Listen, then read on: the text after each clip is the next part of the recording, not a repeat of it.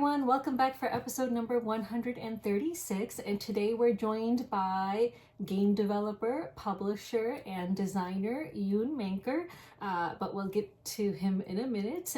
So as you know, I was gone for quite some time for a work trip, so I'm back, but I haven't played too many games in the last couple of weeks, just one in fact, which is Stationfall. So let's just get into Stationfall, and then we'll have a conversation with Jon Manker, who isn't in the United States because he was attending GAMA, and then he came to upstate New York to visit Millennium Games, and yeah, we'll talk all about that in a little bit. So let's just get started.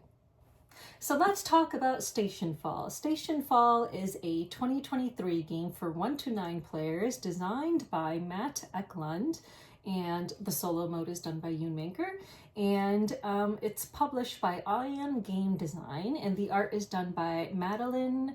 Maybe I should let you pronounce these names. Yes, the artwork is done by Madeleine Fjell. And Anne Isaksson. And Josefin Strand. Excellent. Okay, and do you want to tell us a little bit about this game?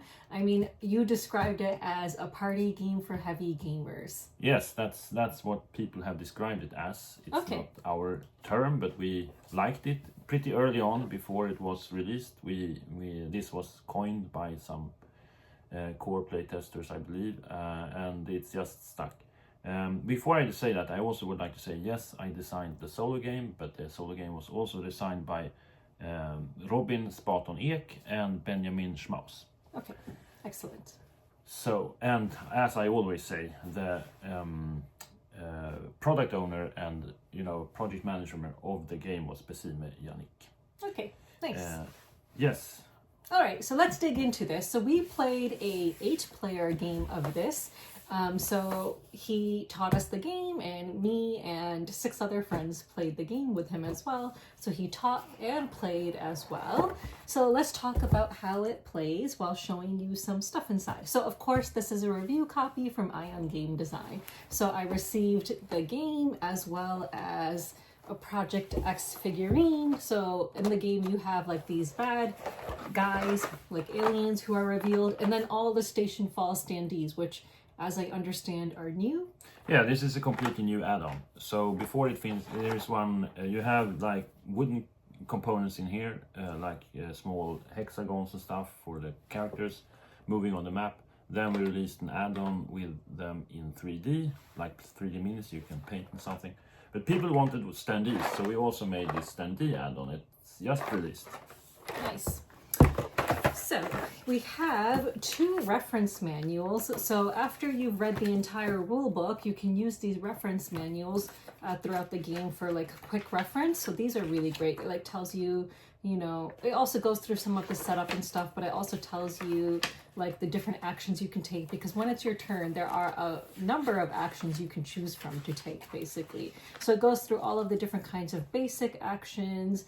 It goes through some of the variants and additional rules for additional players, and then on the back it shows you like the sequence of play, and it shows you the basic actions, and then it has like an index. So this is really handy to have. So it's worth noting, these are the complete rules. Nothing that is a rule is not in here, except some special things for characters. But the core games, all rules are in here. And there are 3 types of actions, kind of. There are basic actions, there are section actions, which you need to take when you stand in a certain section. The basic ones can be taken anywhere.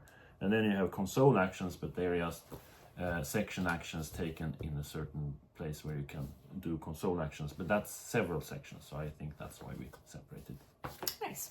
And yeah, so this is the rule book. So it's the Stationfall launch manual, and this is really cool because I don't think I've ever seen a rule book that has something that kind of just pops out like that. So, but that's very cool. So this is a very comprehensive rule book, but then again, you have those reference manuals. And then aside from that, you have this really cool character dossier, which has like, information about all the characters in detail. Now, I find this really helpful because when we were playing, you know, with 8 people, you have this board and you have characters on some side, one side of the board, and you have characters on another side of the board. And in this game, you have hidden identities. And so you don't want to be like leaning over and like looking in detail at a character so that other people can kind of figure out who you are. So in that case, you can request this. So at the beginning of the game, when you're deciding between your main character and your secondary kind of character, which we'll get into in a minute, this is helpful so you don't have to like step over and see and show other people which characters you might have that you're trying to choose from. In this, you also find some strategic tips and, you know, edge cases. So if certain combinations, we have tried to catch them. Of course, this is a very sandboxy and anything can happen game. So there are special cases that are not mentioned here for sure that you can discover. But it's the rules, but also some tactical tips and special cases mentioned. Okay, so let's show you the board. So I'll just try showing you the board here, but I can also throw up a picture. But this is the board. So is it the correct way up? Yes, it is the correct way. So yeah, there you see it more or less in its entirety. Yes. So I guess we can just give you an overview of the game first before going into kind of how it plays. So do you want to do that? I can do that. And I would actually use a little bit on the board because at the top of it at least, because then you can see what it's all about. So in the top here, when the game starts, everybody gets a character, and we have the characters here in separate banks. There are like 30 in the game, 29 I think. And depending on the number of players, you use a selection of them. Then here up in the top is a little minute marker, which means that this is how many minutes you have to play. Not real time though, but each turn represents a minute. And this station that you saw, the whole thing, when it starts, everybody on the station has gotten the message, we will burn in X number of minutes. It's also dependent on how many players you are. On 8 players, it's 10 minutes, 10 rounds. So during those, you can, as a player, choose to, you are one of the characters. So the characters that have been selected, you randomize who is who. You get 2 of them, and you can choose one of the 2 you were given. And then that's your main character, and that's the one who has a set of goals that you're supposed to complete. And those goals gives you points, and the one with the most points wins. But you don't know who is who, and when you act, you can mark which ones you are kind of in your own network on the station. People who are going to help you get your goals. But you might mark someone else's character, and then they may eventually reveal as someone that is not helping you, but another player, and that might be bad for you.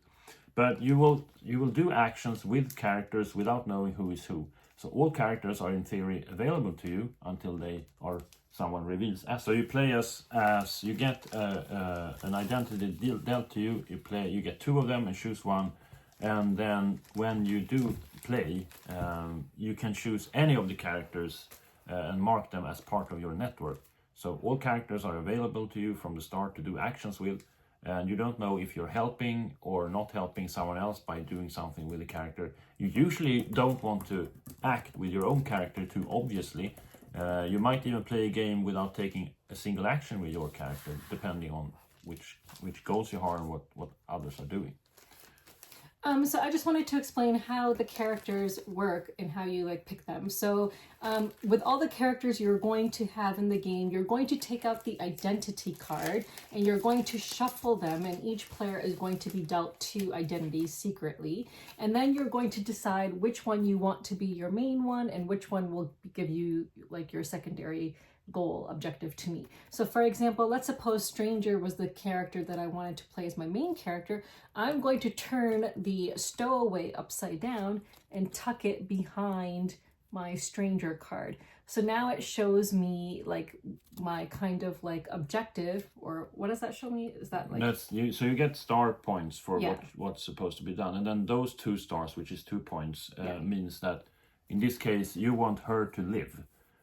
You want her even to escape because it's an earth. If it would have been crossed out, you want her to be down equals kind of dead. when the station falls. And that's the only two things that can be for your bonus character, and that's a little bonus mission where you can score 1, 2, or 3 extra points. Yeah, and you can see on the card, like even at the bottom of the card, it gives you tips on how to play your character, and it tells you like how many points you'll get if you achieve those various objectives. And then over here, which we'll get into a second, but you'll see a number in a gray cube, and that's how many like, what do you call those things? Well, the cubes there will mark which one you're allowed to act with. Yeah, but what are the cubes called? Oh, what are they called? Action cubes? Action cubes? Okay, so that tells you how many action cubes you can use in the game before you start losing points. And I believe everyone has 8 action cubes. Everyone has 8. So this person, the stranger, can use 6 action cubes, but if they used 7, then they would lose a point for the extra cube that they used at the end of the game. Yeah, so you can use them if you want. And then you have the bigger cards are just copies of these ones. So these are the public ones out on the board, and the identity cards are kept secret. And on this one you see the same information with the addition of these 2 frames, which are special abilities that this specific character has. So you need to keep track of those. At least when you play the game a few times, you start to really check these as well.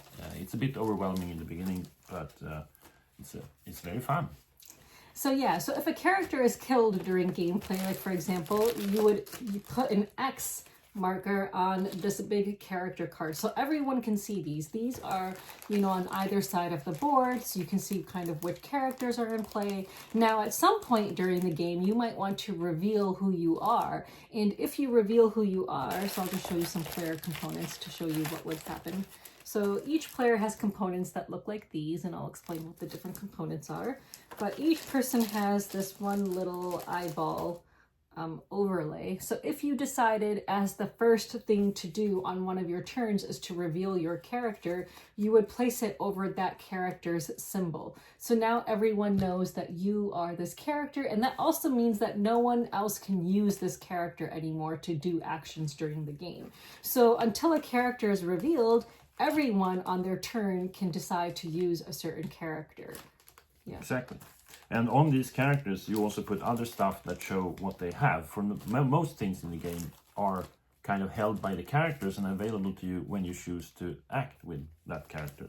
As well, their status. So the cross there was for dead. You can also use these ones, or down for that one.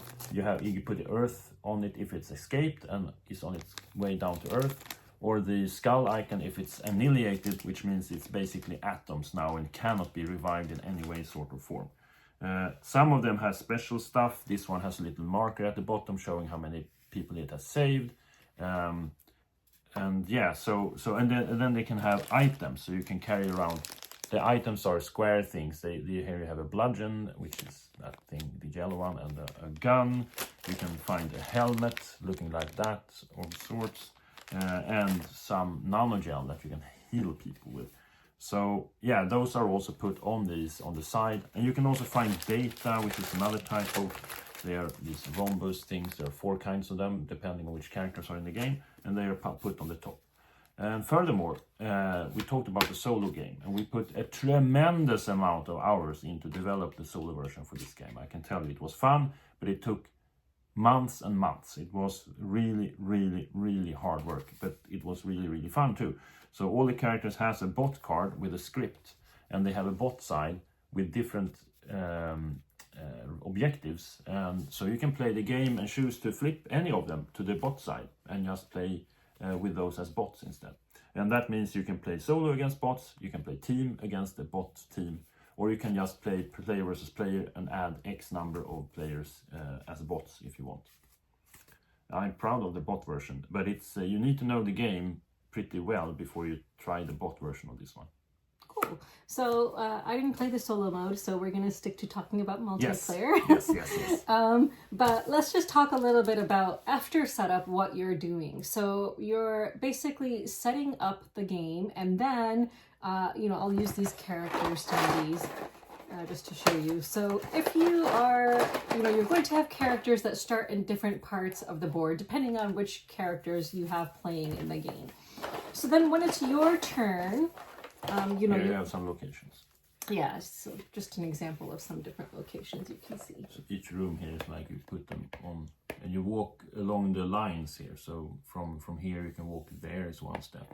Some characters have a special ability; they can walk along the yellow line, but only some of them, and so forth. Yeah, so you're basically going to be like activating different characters, like moving them from different rooms to rooms. I mean, essentially you're trying to complete your secret character's objectives, but you're manipulating, like, you know, acting as all the different characters. So on your turn, you're going to have an activation disc. So suppose it's my turn. The first thing I can do is decide whether or not I want to reveal who I am. You're probably not going to do that early on. So then I'm going to place my activation disc on the character who I want to activate or play as on my turn. And additionally, I'm going to place a cube there if I don't already have a cube. So in order to, correct me if I'm wrong, but in order to activate a character, you have to have more cubes or equal to the other player's cubes on that character. Exact. Yes. So if I already don't have a cube on a character and someone else has one cube, I'll need to place at least one cube in order to activate that character, plus my activation disc. Now, if I'm the first player to place an activation disc on a character, or, you know, and no other player has an activation disc there, then I can take 2 actions. However, for most characters, if there's already an activation disc and I place my activation disc to activate that character, I'm going to get only 1 action then, because they're kind of tired. They're exhausted. Yeah. And also, just so it's perfectly clear, if there's no cubes, even though you're tied for the number of cubes as the others, you can't play an activation there. You have to have at least 1 cube. On every character which you activate. So that's good. And then I'll just tell you what some of the basic actions are. So the actions you can take are to attack. I think that sounds pretty self-explanatory. Copy. What's copy? Copy is when you have data, which was one of the things, things you can carry around. If you have data, you can copy it and give it to someone else in the same room, or if the jammers on the station are turned off, you can give it to anybody on the station. Okay, delete. Delete means you take away a piece of data, so that character no longer carries that data, and if someone wants to bring it to Earth, they need to catch it somehow again. Okay, drop. Drop means to drop an item. Give. Give is give an item. Rob. Rob is take an item, and you have to have a weapon that is strong enough to potentially kill the other, and if you have a bludgeon, you can kill anybody who has not a helmet, but if they have a helmet, you need a gun. Pick up. Pick up is picking up an item. Revive. Revive is to get someone, if you have nanogel, you can make someone who is down alive again. Sabotage. Sabotage is to use a kind of weapon, whichever weapon you have, to destroy the room. So I said there was these section actions, which you can take only in the rooms, and those section actions become unavailable if someone has sabotaged the room. Step. Step is move 1 step. Throw. Throw is to throw something from one room to another room, or out in outer space, which was the first thing people wanted to do when they saw this. There's this little dog, and everybody instantly, knowing Sarah, which they knew her obviously, because they said, "Oh, I want to throw the dog into space," just to annoy Sarah. And yes. They didn't know in the beginning that I was actually playing as the billionaire. So there's a billionaire character who has a little puppy, and they start in separate locations of the ship. So I didn't want people to know I was the billionaire, and everyone knows I love animals. So I was just trying to act like, oh, I just want to help the dog just because, you know, I love animals. So I didn't want to give away that I was the billionaire, but you know, I was just trying to get the billionaire and dog together just because I care about animals. Because that's the win condition for the billionaire wants to go to Earth and gets bonus points if the dog is with him. Yeah, and then finally, wait. Wait is just don't do anything. It's just if you can also kind of pass. Okay, and then there's section actions. So different sections of the board have actions that are associated with that place. And can you take a section action in addition to a basic action? Yeah. You can do 2 things if you're not exhausted. If you're not exhausted. So for example, you can step to a section and take an action there. Okay, no, but like let's suppose you go into a section, or you're a character and your character is exhausted. Can you only do one of the things, so you have to choose between basic or section in that case? No, you can do any combination. Oh, okay. You can pick up 2 things, or you can do 2 section actions, or 1 of each, or they are just actions. You can make 2 of them if you're not Okay, exhausted. but if you're exhausted, do you have to choose between basic and section? Yeah, because there are 2 actions, so you can't Okay, so take. there's You okay, can't. that's what I was trying to Yeah. ask. Yeah, I think I misspoke. Okay, and then there's console actions. Yeah. So before so there's a lot of section actions, but I would like to mention maybe the 2 most important ones. Sure. And one of those is the launch. You can do timed launch or section launch, and that's how you escape the station. That's the first or the most common thing to misunderstand if you're a new player. So if you're teaching this game, make sure to tell them about the capsules where you can section or time launch or section launch. So if someone stands on it, it moves down to the bottom part of the board, which is here. You can see Earth. You just move it there. And to do so, there's requirements. So there has to be someone in it, and something called abandoned ship has to be declared. So you have to make those things happen first. But then you also have to go in there and do this. So section launch or launch of 2 kinds is a very important section action. And the other one I would like to mention, which people miss, is the manufacture. So you can go to various places and manufacture stuff. You can 3D print a gun if you're an officer. You can 3D print a weapon, a bomb in another place. You can extract data. So getting these things, people are often looking around. I can't find it. Well, take a character close to a place where you have a manufacturing utility and manufacture it. So that's another one you usually missed. And the one you mentioned, console action, is kind of it's a section action. It's just in several sections you can do that. And the console action in itself has 2 or more alternatives depending on which players are in the game. So some players add actions to it. And that's a fun thing with this game. The players when they're included, not the players, the characters, if they're included, they might add sections, they might add actions, they might change things on the map physically, and you have that as punch boards and put it out. It's really funny. It is a bit of a chore when you set the game up, but it's really making for such a super high replayability game. Yeah, I would say so. I mean, I played only 1 game of this as an 8-player game, but I could already see, how it can be really fun with all these different characters who are trying to do different things. Like, we had some telepathic rat in our game, and I guess the telepathic rat wants as many people to be killed as possible. So, there was like... the telepathic rat wants to be in the same room as many corpses as possible when the station actually burns in the atmosphere. Yeah. And the telepathic rat was the winner because it had one of the players had chosen the telepathic rat, got it and chosen it. And then they had such a good fortune that there is a special experiment that could be released on the station as well.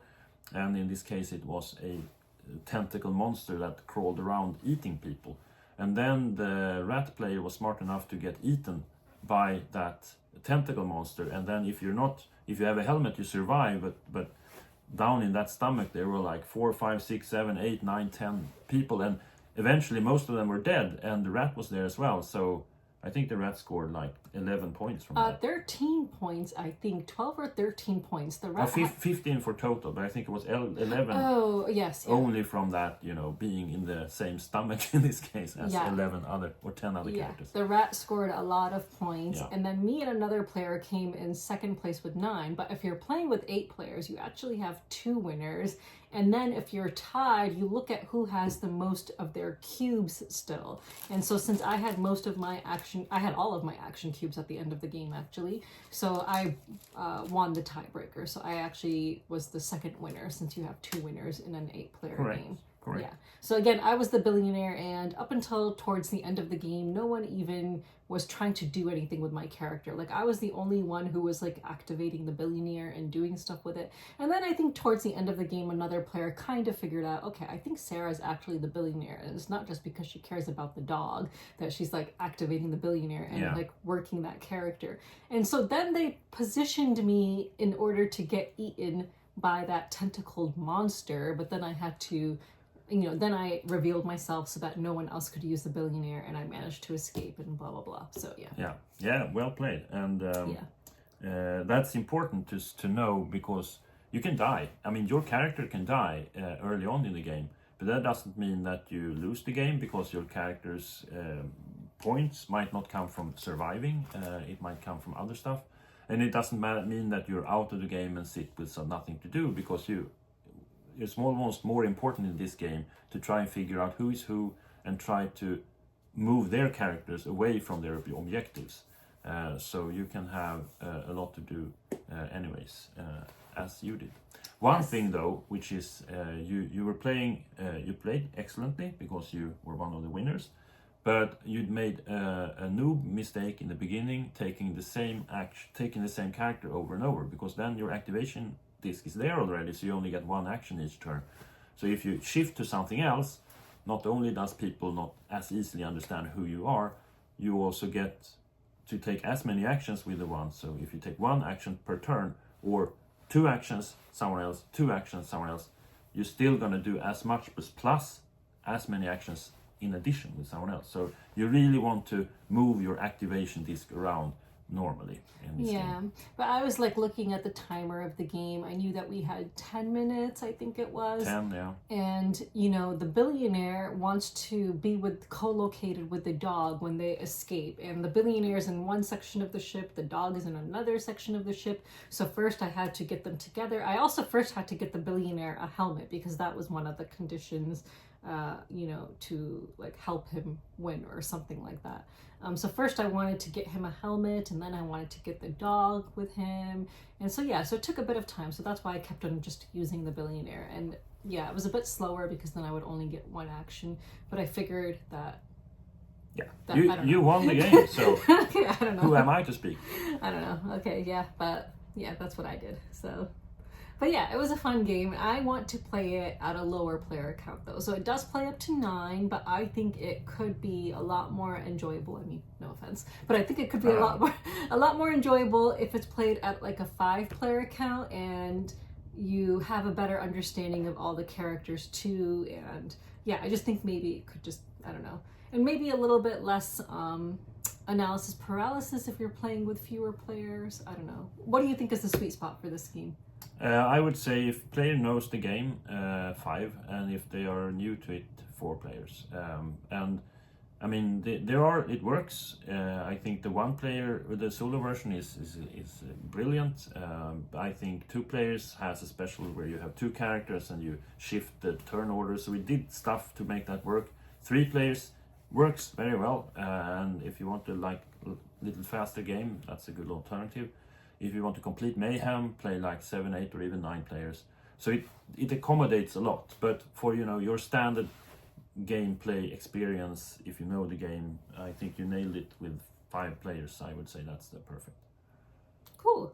In case it wasn't obvious, like the game, there's a timer, so the game is going to end at the end of the last round, the last minute, and then you're going to if you didn't reveal, obviously you're going to reveal at that time. Everyone's going to show their identity cards, and you're going to total up your points based on what you achieved from your identity cards, and then your secondary card if you still had one. Oh, one thing we didn't talk about was the Schrodinger's reveal. So if at some point during the game you decide that your main character who you chose, you're trying to complete those objectives is not going very well for you, you can do what's called a Schrodinger's reveal. You can actually turn your secondary character into your main character and discard your main character. So now you'll have just one character card, who was originally your secondary character who you chose. Yeah, and the flip side, backside, the bad thing of that is you don't have the bonus mission anymore, which could give you usually 2, sometimes 1 or 3 points. And 3 points is considerable in a game where 10 points is usually a winning hand. Now we had 15 points.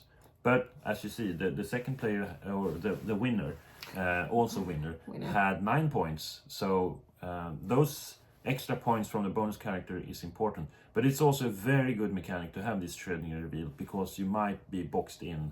And then that's a nice way out of it to have like a little second chance.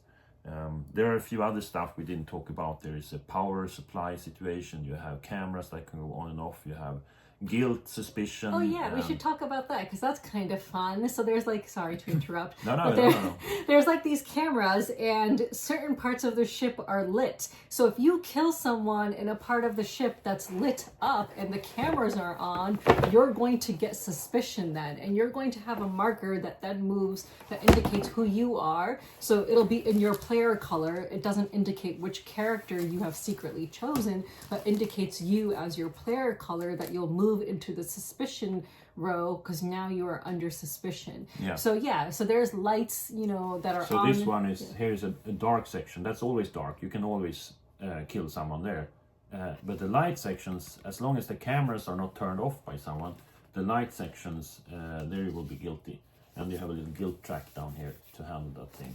Is it there? No, it's over here, sorry. And then you have to collect evidence, and if you send evidence to the authorities when you get back to Earth, everybody who's suspect will be guilty, and they can't win the game. So they have to have evidence to counter and send it as well, and then they can win. So it becomes a little mini game of that, and that involves the data among other things. And there's a few other data things going on also. Yeah, so that's a fun part.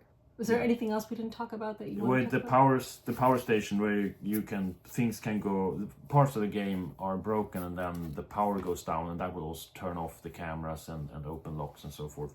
And there are a few characters. There are some crazy characters. The rat, for example, is just a item, can't walk, so it has to telepathically control things. And then one character that wasn't in our game is the digital assistant, who is just a computer program. So that's data. So that needs to make sure someone goes and copies it and then brings the data to Earth. But it can exist on many characters at the same time because it's just data. So we had one character who starts as Dad. What was that character? The Corpsicle. Corpsicle. I like that name, Corpsicle, like popsicle, Corpsicle. So yeah, our Corpsicle started as Dad, and then she was eaten by the monster and then revived in the monster's stomach and then shot. Yeah, she had a helmet, so she survived in the stomach. So she had the stories that come up, crazy sci-fi stories that this game tells are amazing. And her story was like living there, being there, dead from some kind of experiment, being eaten by the monster, revived, as you said, and then shot by someone. But I think the rat controlled someone just to have a corpse of her again. But she lived for a couple of minutes in that stomach. Yeah. So yeah, lots of fun different characters. There's like even a Dr. Jekyll and Dr. Hyde, like all kinds of characters. And like I think you said there's 30 characters? I think 29. 29, yeah. I was those ones. This is the maintenance bots, the maintenance clones. So this is a character where you have 3 characters walking around in different places on the ship. Yeah, here's the billionaire that I was, so you can see him and his little doggy. Yeah, cute. Yeah. So, anything else? No. No? That was a lot, and it was a lot. it was fun teaching you, and thank you to all your friends if you're watching this for a great play session. Yeah, that was a lot of fun. So thank you for teaching us as well. We really had a lot of fun, and it's really great to be taught by the one of the solo designers and the developer and publisher of the game. So we know that we're not going to mess anything up while we're playing. No, that's true. I think my title is creative director on this one, actually. Oh, okay. Yeah. So that was Stationfall. So yeah, so I, again, a fun game. So check it out if it sounds like something you're interested in. So let's move on.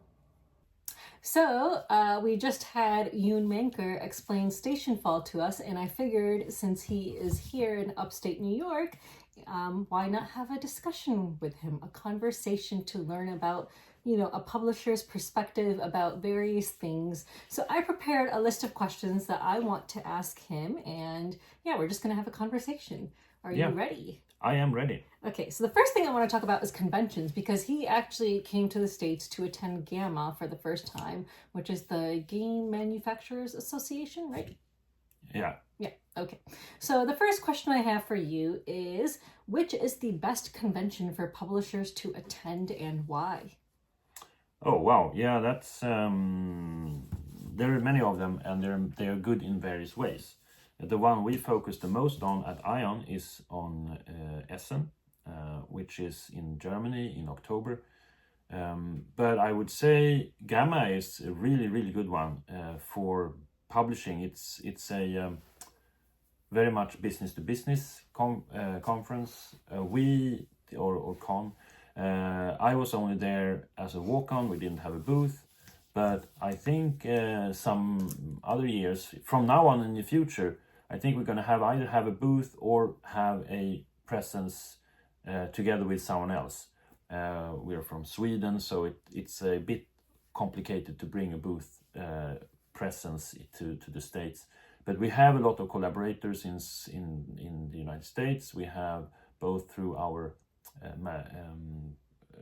warehouse.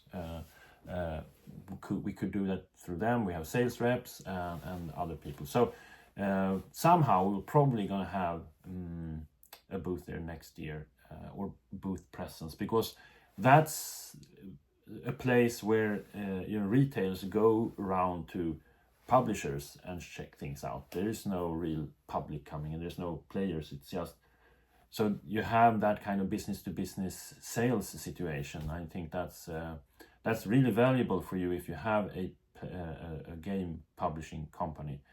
Other than that, I mean, I have never been to Gen Con. I'm probably going there this August, I hope. And I think if you want to have more of a interaction with the players, the Origins, PAX Unplugged or Essen are more better for that.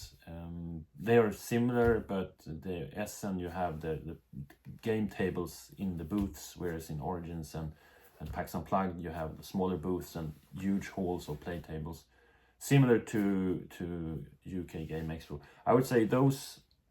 It's a matter of taste, actually, which one you prefer. But for publishers, from a publisher perspective, you think Gamma is the best for, just for a publisher, if you're... I would say, I mean, if it's your first game, if you have 1 or 2 games in your catalog, maybe a small booth at some of the others would make more sense. But if you have a catalog of some size, let's say 5 games and up, I would say Gamma is probably the best, yeah. Okay, cool. And so I feel like you kind of already answered this, but which convention would you say from your perspective is the best for gamers / consumers? Yeah, I would say, again, which one of those 4 I mentioned that has the kind of games you like the most? I mean, Germany, you have obviously the mayhem of Euro-style games, so you can really see all the variants of it, including the ones that you usually only find in Germany. Gen Con is for these big releases, and PAX Unplugged is more a general mix, I would say. Yeah, but sorry, don't mean to interrupt. No, so yeah, I would say that. And then Origins is a little more to the heavier side, whereas maybe PAX Unplugged is more a mix of both heavy and maybe a little bit more lighter. I've never been to Origins, so I didn't know that about Origins. But I would say Essen is also great if you're looking for like games from the Asian market. Like I've only been to 2 Essen, so obviously probably not as many as you. But having been to Essen twice, like you can find games from Asian publishers, which is really great too. Yeah, I mean Essen is the biggest one. Essen is also the most global one. I've picked up things from publishers in Africa, in the Middle East, in Australia, in Asia, as you say, all over the place. So that's like the most all-encompassing one. Nice. Okay, so you went to your first Gamma, so I wanted to ask you, how was it as a European publisher / designer? Like, are there a lot of other European publishers who attend Gamma? Like, can you talk a little bit about that? Yes, but yes, there are. But it's Gamma is an American organization, and that's quite clear. There are a lot of benefits of being a publisher in that organization, but many of these benefits are solely for American. If you are in America, so as a European, I'm also a member of something called the International Game Developers Association, which is for for digital games because I worked on digital games in various capacities before, and the same thing there. It's they are created in the United States, and obviously 95% of what's going on in those organizations are by and for American companies. It doesn't the fair in itself is open for everybody, and it's good opportunities in any way, sort of form. But I would say that the organization is more, geared towards that. So it's great being there. It's much less publishers than in Essen, for example, for obvious reasons. But that also makes us Europeans going there more special in a way. I had meetings only because I came from Sweden. That was like the only reason I met with prominent people. So I think for me it was maybe a benefit. Nice. So which aspect of conventions do you enjoy the most? And you can talk about this as a publisher or a designer, whichever. Well, as a publisher or designer, as a private individual and long time game enthusiast, of course it's to see the different games and maybe play them in the beginning when I started going to conventions. Nowadays, when I have the company, I think what I enjoy the most is the interaction with people, finding possible ways to take the gaming with our little piece of contribution we can do to take the gaming experience, the gaming industry and opportunities one step further. Because it's also very interesting now to be able to have such opportunities to do stuff for which is not just one game, but actually having strategies. I'm involved in potential research projects. I'm involved in potential bringing this to new markets, in educational perspectives, in universities. So there's many things that is not only playing a game or designing a game. So for me, I think that's the most fun part. I have to say one thing about Gamma though, which surprised me. They had I didn't know this, they had a really good program of sessions for 2 days where people, had talks about different kinds of topics in the industry. And that was more enjoyable than expected. Although my favorite is still the business meetings, I think. Yeah. Nice. So how many conventions as a publisher do you attend in a year? It used to be like 2 or 3. Now we have at Ion had a business journey where we have gone into what we call the third act, and then this will increase. It's a strategic decision. So now I think I will attend the double of 6 or so per year. Oh, nice. Okay. And then finally, the last question for the convention section is, what is your favorite convention?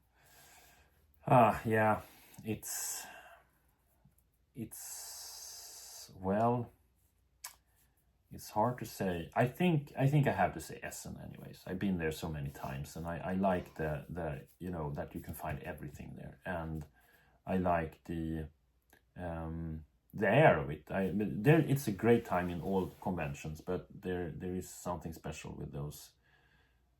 Germany is, after all, the capital of board games somehow. Germany and the United States, with their 2 different flavors of how they love their games. But it's I remember one time a little story. A bag was stolen from me. And then I went to the police station. And someone there took what I told, took the, what do you call it? Report? Report, yeah. And when we came to the part, he asked, what's in the bag? Yeah, it was this and some prototypes for oh, you are at Essen. Oh, and then we started talking board games. Everybody in Germany are like so positive towards board games, and that shines through in that fair. Another fun part, which is certainly not special for Germany, but it happened. We had this released this game about the Moomins, a kids game, and it's for 6 years old and up, and it's really cutesy, and it's not something you would. Anyways, people were coming, buying that, and I had big what is that, 7 feet enormous dudes with a lot of muscles and extra kilos of other sorts, some kind of black metal t-shirt, big beard, speaking broken German English, and said, guten Tag, ich wollen eine Moomin game, please. And they love games of all sorts, and you never know who loves what. So yeah, I like Essen for that part. Yeah. The Moomins are awesome. Just thinking about Essen, I really miss the ice. This is stupid, I know, but I miss the ice creams that you can get there with there's that one special ice cream truck. I don't know if you've ever gotten ice cream from there, but I did the last 2 Essens, and I just really miss it. And I know I can go get ice cream anywhere, but there's something about the chocolate sprinkles that he has that are just so good. I just really miss it. Yeah. I had those once, I believe. Okay. They are inside one of the halls, right? They are. Yeah, They're in the food hall where you can. Yeah, they always have that ice cream truck. Yeah, it's great. So good. Yeah. It's so good. Yeah. Okay. So let's move on from conventions to publishing versus designing. Okay. So do you enjoy being a publisher / game developer or a designer more, and why? Oh, that's hard. My as I said before, what's new and what's happening, evolving more in my professional life at the moment is the publishing aspect of it. Now, I'm not a publisher myself, really. It's the company Iron Game Design, and I mean our CEO Besime Yannick, she's taking care of more of the publishing parts of it, but I'm very involved in it. I'm very involved in the business development side of it and in the sales side of it. We have separated the sales into 3 different areas called hunter, gatherer, and farmer, and that the whole thing of separating, analyzing, evolving, iterating the business side of it that we do together in the management area of the company. That's so interesting, and it's so both interesting, rewarding, and fascinating. I really like that. But so that's fun. But having said that, I mean, when I was 9 years old, I decided that board game designer, that's my dream occupation. And it took a while, but soon enough in life I became a board game designer, and since through other stuff I also researched and digital and so forth, but since 2007 I've been working more or less 100% on games, or 100% on games in various ways, mostly as a game designer. And that's the old dream passion, living the dream thing. And just when you get into the zone and you do design and you play test it and design again, I don't know, it's like comparing watching a movie with spending time with friends. Of course you like both, but one is more rewarding in a big perspective, and the other one is more rewarding in your local little self. Nice. If that makes sense. So I can't choose one, but if I would have to choose one right now, I would probably choose the business development side, because I've done less of that. So I would like to do more of it if I had to choose, but I don't have to choose. I can do both. No, but the question was, do you enjoy being one more than the other? No, that's hard to say. That depends on when in the day, after all. Okay, do I enjoy more being a developer more, business developer more, or a designer more? In the moment, I enjoy designing more. Yeah. Okay, that's fair. Yeah. So what are the 3 most important qualities needed to be a successful publisher? Okay, you have to be pragmatic. You have to be able to let go of darlings and like kill your darlings and choose the best path. You should think pragmatic in the case of, we usually talk about the company and the project as we use Scrum as a way of running our projects, and in that we consider the project the boss. There is no boss. Of course, Bassini is the boss, but there is no boss.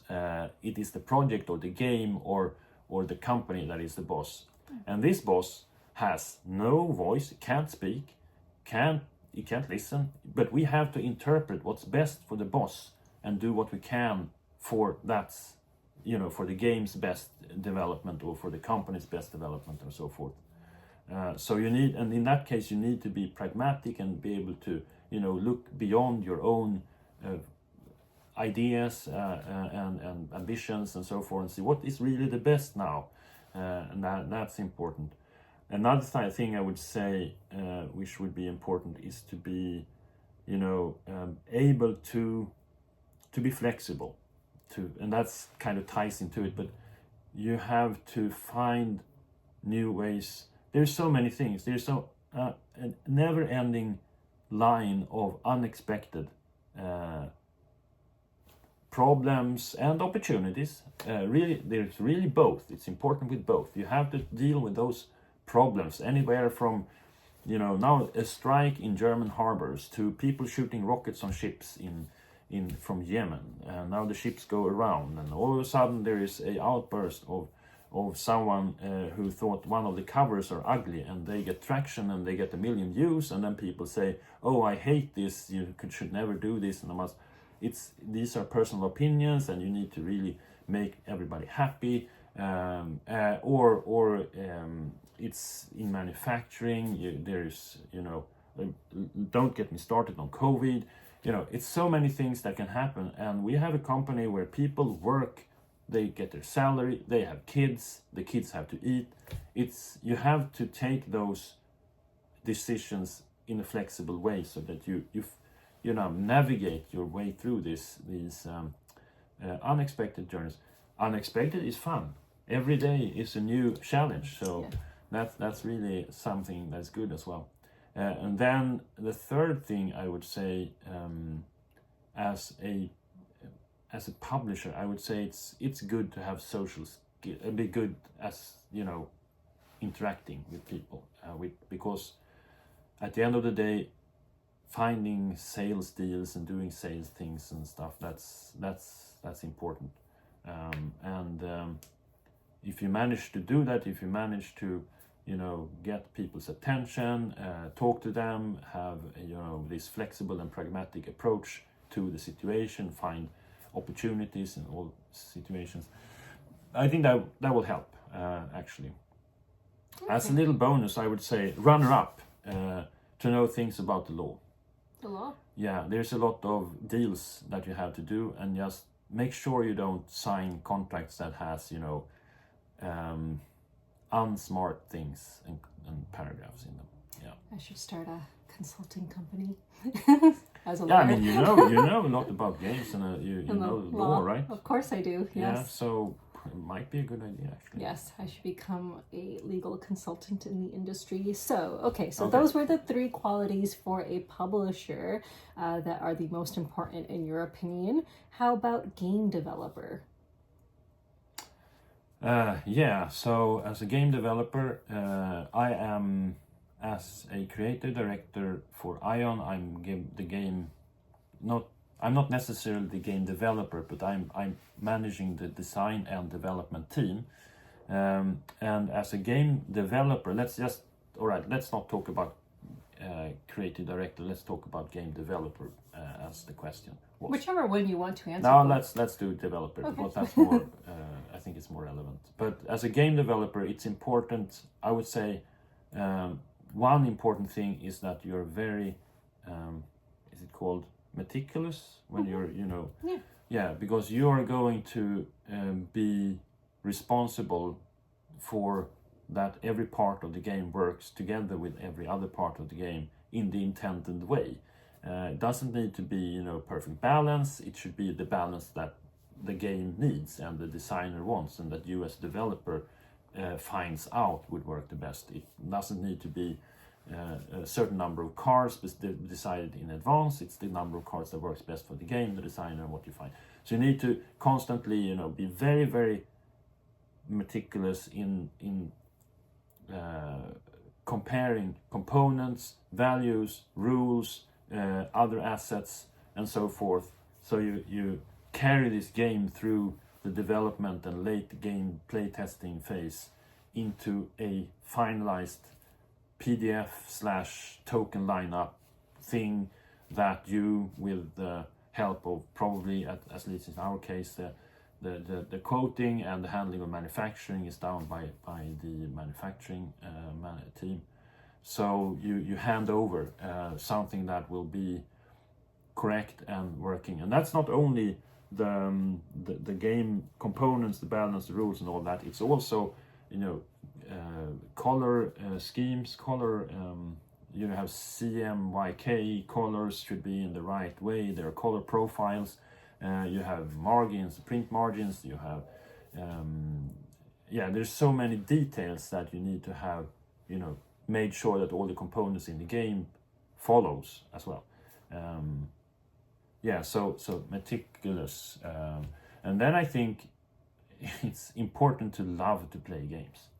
If you really need to love to play board games in this case, because if you do that, you will have a great time and you will do a good job, because you really need to like to play the same half-baked office prototype again and again and again, and then you play it with 3 players again, and then you play as a 1 player again and again, then play as a 4 player and 5 player and 6 player, and then you start playing it with, in the middle of it, we have a huge list of different play modes, and I would say that's something I would send to someone who is, I would just send it as a general advice. When you play test, have a goal for each playtest. Don't just put the game up and play it again. Play it with a certain goal. Are we stress testing the game for certain actions? Are we playing for a certain player count? Is there some kind of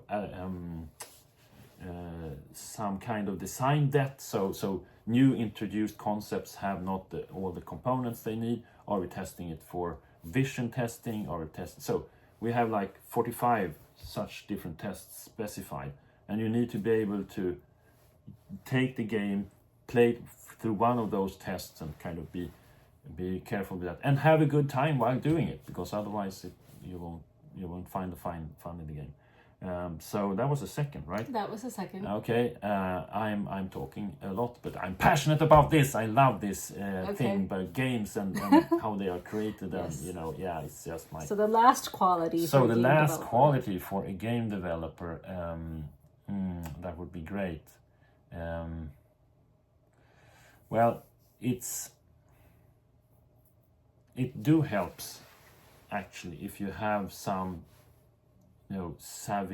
tech savvy. If you know your way around Tabletop Simulator, the Adobe programs, now you know way about it's a board game, but the origin, the final product is after all computer files, and to know all the things about that, and there's a lot of things. You save images of certain things for certain media channels, and save things for a digital version of the game, or have it backed up on a file server, or send it away to the digital team, which we are making apps of our games as well, and they need versions of it. Make maybe a 3D. If you know some 3D, that would be great, because then you can do box renders.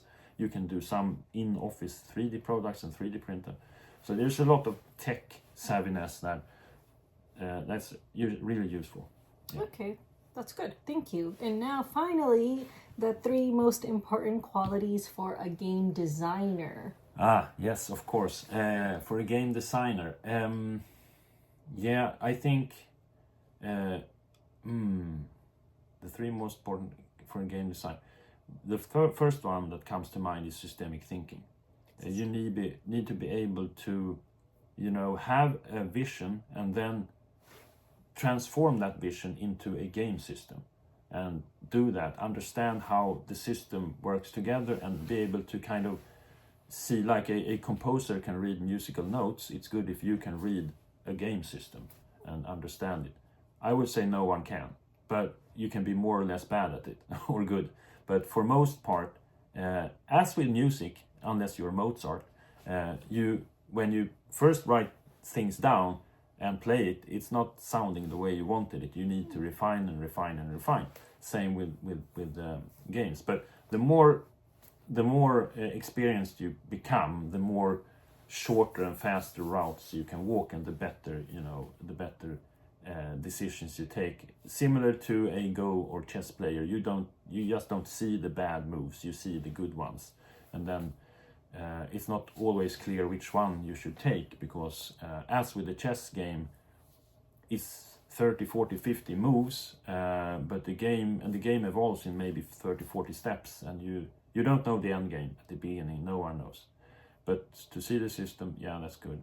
I think also to be able to, you have to be a bit creative, and that helps. It's a good quality if you're like good at lateral thinking and can be able to put unused things together or come up with new concepts, or not because games should have always new things, but just one new thing, or just not to miss opportunities for a game, or that kind of thing. And then the final one, I would say have a general passion for board games, because you want to create things that, if you have a passion for it, and then you will be so rewarded when other plays the games and they like it. You will feel so rewarded when you get things out that are actually done, and with that passion you will also try to make something that is aligned with your own values and visions with the game, and then the games in themselves will be more relevant and important. And I think board games are so good, they deserve to be important. They deserve to not just be a fun idea that someone came up with and we try to do it as fast as possible, and then you show passion into it. That's maybe not the one that always gives you the most money, but for me personally, I think that board games deserve as a art form to be relevant and great, and you get that by having passion. Excellent, thank you. So what is your favorite game that you've developed? Oh, that I have developed. Well, at the moment, it's actually one of those I have designed as well, and it is my game Vendel to Viking. So you both designed and developed Vendel to Viking. Oh, okay. No, I was the creative director. I haven't been developer on many games, actually. Okay, then creative director. Yeah, as a creative director, part of the development team. But maybe games. No, I've never been solely a game developer on any of the games. Actually, I've been part of the development team. Okay. But the ones that is my favorite at the moment, where I was part of the development team, that would be Vendel to Viking. Okay, and which is your favorite game that you've designed? Vendel to Viking. Sorry. Okay. Oh no, that was a boring answer. But I can let me elaborate on that a little bit then. Yeah. Because I could say that maybe not my favorite game, but my favorite concept that I have designed into several of our games, which I'm kind of the one pushing for, is how the end state of a game can become the starting state of another game. And that's part of Vendel to Viking, as in relation to also my game Pax Viking. But I also got that into the BIOS series of games, BIOS Genesis, Megafauna, Mesofauna, Origins, and leading up to High Frontier, Arrival, and High Frontier, Interstellar, and now Arrival. So you have 6 games, or 7 if you have the sister game Mesofauna. That all ties together with this.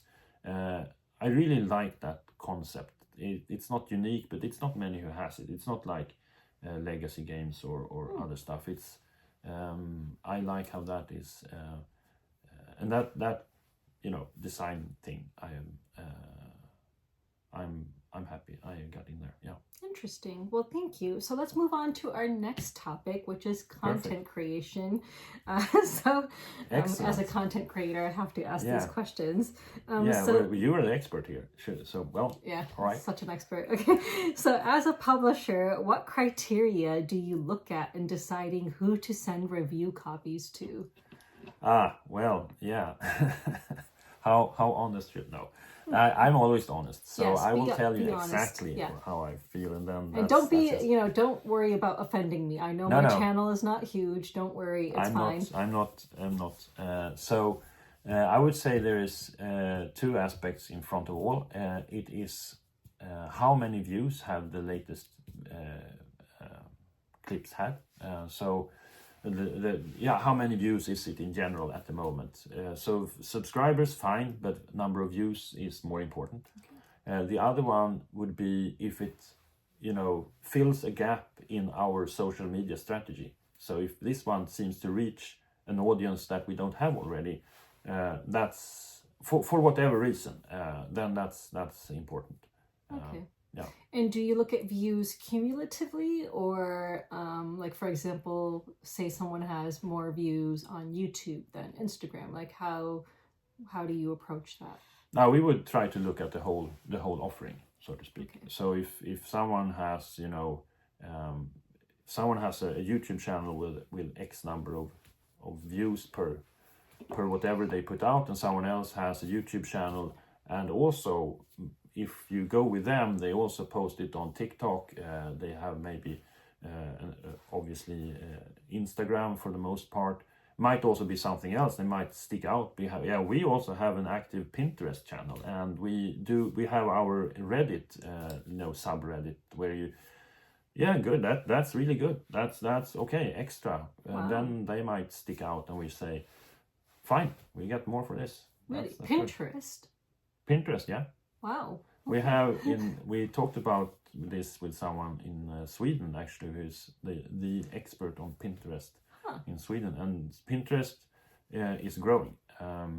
So it's a place where you might find a section of players, maybe, and even not maybe players. You find people who look for gifts there, and then they won't find you if you are on a board game heavy YouTube channel. But if they are on Pinterest and see, oh, this is interesting, I can give this to my granddaughter who loves board games. Then they get the tip there, and then that would also, map part of the social media sphere, which we haven't mapped otherwise. That's really interesting. I've not heard of anyone using Pinterest in the board game industry. I'm going to have to take a look at that. Sure. So the next question is it worth it to give review copies from a publisher's perspective? Generally, I would say yes. It's if we give 20 review copies and we get one, review that has a lot of tractions from that, it's worth it. But at the same time, it's also a fact that I have, and this is actually something I spoke with several people at Gamma, because I have, and we get maybe 100 requests per year from various content creators who says, please give me games, and usually we check them, and if they are fine, we give them. But we also sometimes just, okay, here you go, and give them.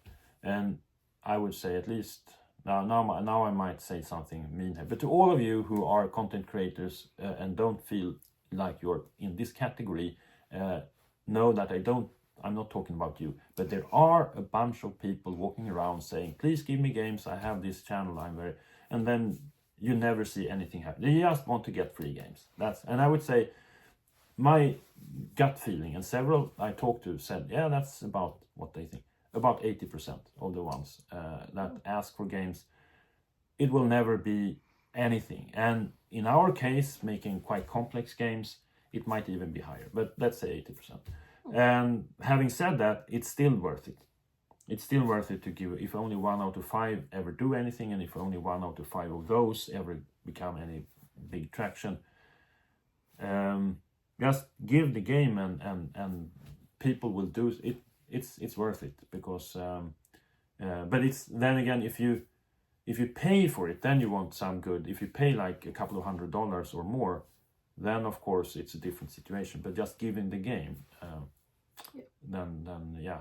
Okay, so I'm wondering if you kind of answered my next question. So you don't have to name names, but are there any regrets about sending review copies to a content creator, and why?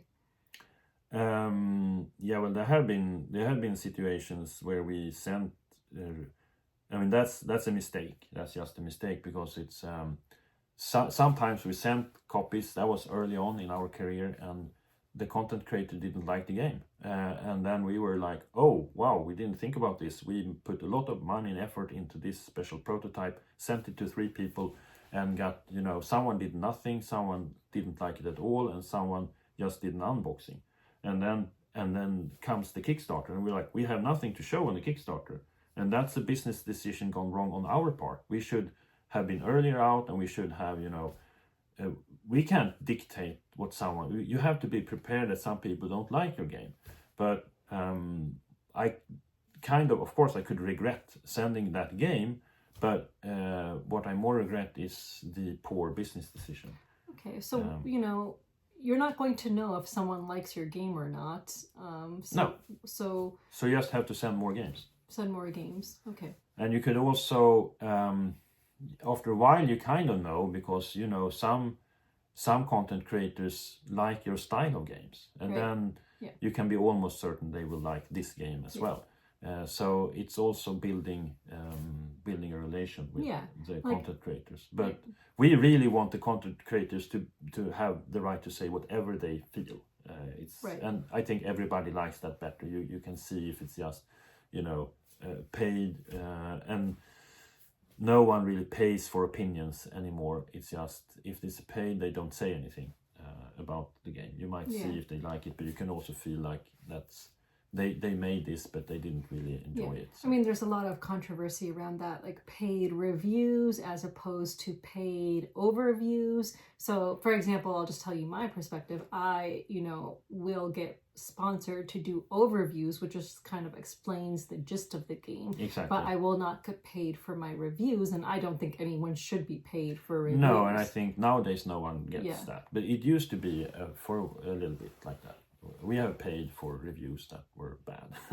Oh, okay. So, and that's okay. I mean, fine. And they do job. They put amount of hours into this. I understand it. But it's of course not something you can continue doing too much. No. And I think it's just better that you have what you say.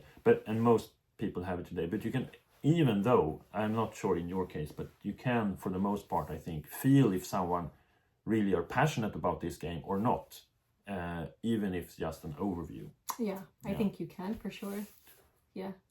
Okay, let's move on to the next topic then. So interpret this question in any way you want, because it can be interpreted in a variety of ways, I think. Okay, so interesting. So let's see what's coming now. How do politics impact board game publishing? Yeah, that's that's a topic for currently.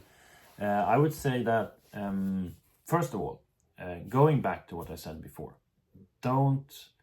I mean, this is just one of those 100 hurdles that you come upon, or opportunities. Don't forget that there's also opportunities, and then you just have to navigate that. Being pragmatic, being smart in your business decisions, and see what you can do. If it's some import tax that is coming, then you might find a way to either produce in the country or just pay the money. It's something that's going to cost more, but maybe you have to then have a little less of something in the game, or the game performs well, so it's okay. The tax is anyway on the production cost, so it's you have to navigate it somehow. I don't know, you can also have the warehouse somewhere else, have a assembly and someplace, and workarounds, but it's for the most part, just deal with it somehow. That's for whatever is thrown to you from. It's also been situations, we have been in situations when it comes to for employment that you have to handle, so that is good for everybody at the company. but that's not about game design, but more as an employer. Yeah. It's a lot of politics, of course, going into such areas. And then on the other hand, you have how politics affects the content of the game, because you may or may not have content that is more or less politically controversial, and that's basically up to you how much you want of that in there. But on that note, I would just say, to be frank and clear, that the most important thing is to be good at replying on comments on this in a polite way. And it doesn't matter what is thrown at you, just reply, don't ignore it, and reply politely. And that's the best way, as I see, to handle anything in that regard. I don't know if that answered the question. Yeah, no, I said you could interpret it in any way. So you don't have to answer this question if you don't want to, but are there certain topics that you will just not publish because of controversy around those topics? And, you know, those could be political topics or historical topics. I have done a lot of lecturing on games in front of university level, and that's a thing in one of the lectures I give to talk about what can you do a game about. And if it's kind of the same as jokes, what can you joke about? That's in the same domain. Whereas what can you do a documentary movie about? That's more broad. You can do a documentary movie about the Holocaust, for example, but it's hard to make a game about it. I know people who have done it and they got, backlash from it. So, but you can do a game about the Crusade, and no one would really say anything about that. So, if enough water has passed under the bridge, you can do it. But some topics are just too hot. People take too much offense, and you can do a game about it, but it won't be, the idea of the game. I don't want to make games that make people sad or upset for real. Then I think games are not the arena for that. I think games is a way of experience things and being, reflect upon them in the best of case, learning, getting deeper thinking about them. But then if you are thrown off because of you're being sad or scared or angry or something like that, you might lose the target of what you want with that game. So those kind of topics, I would say, I would avoid. I know there is games that has been very appreciated. I played it myself. One of the board games is also a digital game about the war in Yugoslavia, and how horrible it was to be like a private individual trying to survive there. And it's really depressing game, but it's really well made. But I think they managed to avoid, I don't know, I just haven't heard any backlash on that game, whereas I've heard on other things. But they managed to avoid it because how they portrayed your who you were as a player. And that they made it quite a lot of a story game. So interesting. Yeah. So it's also how you frame the game and what kind of role or situation you have in the game for the players. And you shouldn't be, tasteless, if you can say that way, with how you handle a topic. If a topic is a bit sensitive, it has to be handled with respect, as if you were doing a documentary movie or things like that. I would also like to say on matters that I would avoid is to,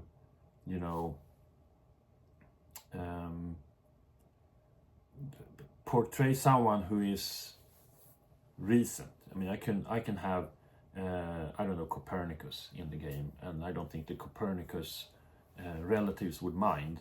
But if I have someone who's living today in the game, I really need to probably talk to that person, or if it's portrayed in a way, and I could, put someone to look bad in the game, like what's it called when you trash talk someone through a game. That's also something I would never do, and I don't think you should do. You keep it decent, polite, and then you can bring up hard topics, of course, but some things are just still not possible to do games about. There is a famous example about this also. My daughter is half Finnish because her mother was Finnish, and her mother's relatives I talked with, of course, quite a bit in Finland. And in Finland they had a civil war after the First World War, which was extremely, uprooting for the community. There were brothers killing brothers, basically. And then one side won, and in, I think, October, and in December, that Christmas, a board game came about the war. And for its time, interesting, good game, but it was hated by almost everyone. And all still in the 1950s, 60s, like 40, 50 years afterwards, people there said, don't touch, this is bad. It was still had a bad reputation because it was by far too early to make a game about something that really tore families apart only months before.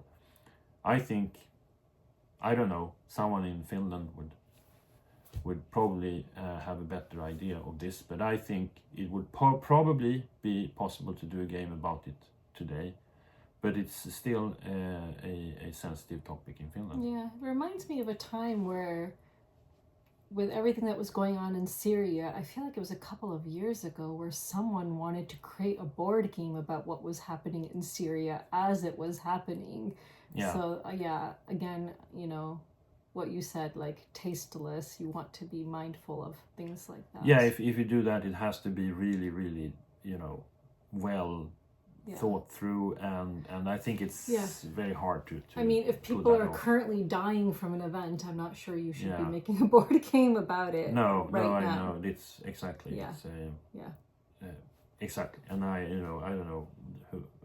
There was no such game as far as I know, but some people made games about, outbreaks of diseases during COVID. Oh, right. But no one did, COVID the board game, as far as I know. And I think that might have been to. I feel like there was a COVID board game, but now I can't remember the name of it. But I feel like there was one. I saw a few Kickstarters which came, and they were also like, we are giving half the income away to somewhere else, but it still felt a bit, opportunist. Yes, that's right. That's it does feel opportunistic. Okay, so thank you for answering those difficult questions. So let's move on to some other difficult questions. Oh, wow, okay. So a hot button topic in the industry is AI art. So I want to know I don't know if it's a hot button topic in Europe, but it's definitely a hot button topic in America. So I want to know, is it a hot button topic in Europe? Is it as frowned upon in Europe as it is here in the USA? Yeah, I would say yes, without knowing the specifics. And you're really bringing up the difficult questions. I like it. That's good. This is, if you come here, anybody, and get interviewed, be prepared for the real stuff. But very good. And yes, AI, such a big thing right now, although I think people maybe give it too much credit. But it will be a change. I think AI is, I kind of think of it as the difference between, I don't know, a typewriter and the word processor computers. All of a sudden, the situation where you have, like, you sit and write, and then another situation where you have more or less internet and word processing. So it's going to be a different way of doing things, but at the moment, and I don't think it's going to take a very, very, very long time, if ever, that the AI will kind of become something other than a tool, because I think then the AI, to be able to create something in a good way, the AI needs to have a sort of self-conscious, a pride or a vision or an idea what it wants to do, and it's far away from that at the moment. But I know very intelligent people, including one of the Nobel laureates from 2024, really thinks that AI is is going to be something we need to be mindful of, or it could be dangerous. So back to the question. Yeah. Or it may be, no, did you have a follow-up? Well, no, I think the argument that people make against AI art is that it's theft, that it's the program or whatever it is using art from like different artists to create something new, but it's basically stealing art. So that is the argument against it. And exactly, and I was coming to that, and that's okay. And I agree. I mean, it's just the bunch of, if you have a situation, which we have, where there is rights to you as an artist, if you create some material, then you can't just put it in a black box and randomly draw it out of there together with other stuff, mash it together and say, oh, no, it's not that anymore. It's a complex situation. If someone does art with found objects or a collage of other people's art, it's considered a new art piece. But if the AI does it, it's not. But I think there is no, other creator there, and I think the AI, I think it should be avoided, and I think that's what it's going to be in the future. It can be avoided. We have image banks today where you buy an image, you search for an image, you pay X number of dollars or a monthly fee or whatnot, and then you have 10,000 photographic, very nice photos. You can take one and use it in your game. Of course, it's going to be the same in the future, where you have an AI that only have material in it, where the creator of that AI service has paid all those content creators for what they have in there, and then you can know that whatever you have there, or if you're a company, you build your own AI with all your own art. A big board game studio will probably in the future have these kind of services where they the AI you buy or the AI you have is just an empty shell, and then you fill it with your content, and it AI out things from your content, and everything here is things we own anyways. Yeah, I can see people already making arguments against that, though, because if you, as a board game publisher, paid an artist to create art for a certain game, and now you're using that art and sticking it into this you can't do it unless it's been agreed upon in advance. By the artist. Yeah, you have to pay the artist for the right to use it in an AI as well. Okay. And those kind of deals, they don't really exist today, but they will in a couple of years or maybe even just months. I don't know. Yeah, that's not something I even thought about. That's what I think was going to happen. And then if someone is employed at the company owns the art. Right. So if you take only things created by the people who have been employed by you, then you can do it already now, because the company owns whatever they did. But if there's an external, then you probably need to have another deal with them, or if they say no, you have to exclude that art from your AI bank of stuff. And of course, I think what will happen the most is you will have, instead of these image bureaus or whatever it's called, where you have 10,000 photographs or illustrations, you will have places where you pay a number of dollars and they have their deals done with it. I mean, we need to have the illustrators, we need to have the artists, as well as we need the game designers and whatnot, the content creators. These are human beings that need to have money for what work they do. And that's just going to happen through different kinds of deals, I think. And if it's not happening, then those should, not work with people who doesn't do it that way. They should work with those who do, because they deserve a pay as anybody for their talent. As a publisher, how do you feel about someone using AI art for a prototype, and AI art as it is now, not like the vision you maybe have for it? Yeah. I mean, I think that's, as long as you don't make money on it, it's okay. But I can see it's a gray area, because you might make money on that game later on. But then again, who would stop you from cutting images out from a magazine, or I could take components, I do it all the time, we take components from games that we have on the shelf, not only our own games. We might sometimes, there was a nice castle in this game from wherever, and then we use that in our game. So it's that it becomes just internally. I have no problem with that. If you make, then it's a graded scale. If you make like prototypes that you send externally, if you make art that you know, then it's iffy. If you make art that you actually, a prototype that you advertise on Kickstarter, for example, then no, then you're out in the gaining money area. So you have to try and find where that could be done in the best way. But I don't think, for at least for us, we don't really need AI art in our prototypes internally, because we're so used to using to play prototypes. So what we evaluate while playing it is not dependent on the art at all. So we can use whatever art or no art or my own stick figures. Or the developers, developers are, it's good if the developer has some sway or skill in Illustrator, for example. I can, draw together things. When I used to work in the digital industry, I worked, for example, at a company called Paradox, and there, traditionally, the designers, they made as ugly art as possible.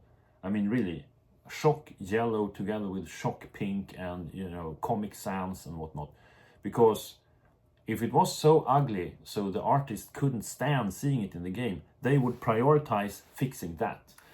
So it was a way of get the art team to take care of your stuff before they took care of something else. It was a joke, but it's actually a thing that you designer art is a thing, and designer art works. You don't need great art to evaluate the game. And then of course you might need other stuff for the designer to communicate what they actually want the artist to do. Yeah, so no, it's for prototypes, I'm fine with it, but you don't need it. Okay, thank you. So just a few final questions. Sure. So, do you enjoy teaching or playing board games more? Oh, you mean showing them to people? Yeah, like teaching them, because you're a publisher, you teach games at conventions. I have to say, I enjoy designing them more, actually. But I do, if you ask if I enjoy playing them or watching other plays the games, it might sometimes be more interesting to watch it played and to see how people play the game. What about you yourself? Do you enjoy playing a game yourself more, or teaching that game to other people more? Usually it's both at the same time, but I hope if in the right setting, it's more fun to play it. Yeah, but it's not. I can easily. If I'm the one who knows the game and teach it, I have no problem doing that. But then sometimes I teach the game and don't play it myself, and that's because sometimes I get more out of it as a watcher of the game than a player of the game. Because then I can really tune into what everybody's doing. I can walk around and watch their cards and whatnot, and I can just sit on the side and see. So there's this thing about discovering the path, the undesigned paths. So what people do with the games, that's this. This I probably said this sometime in various occasions. I say to in lectures, anyways. There is this architect, I think his name is Alexander, who is famous for his ideas on how to make the ideal city and stuff. And I think it's him who said that if you build a park, build it and then don't make any ways for people to go there. And then a year later, you build those paths in the park where people actually went.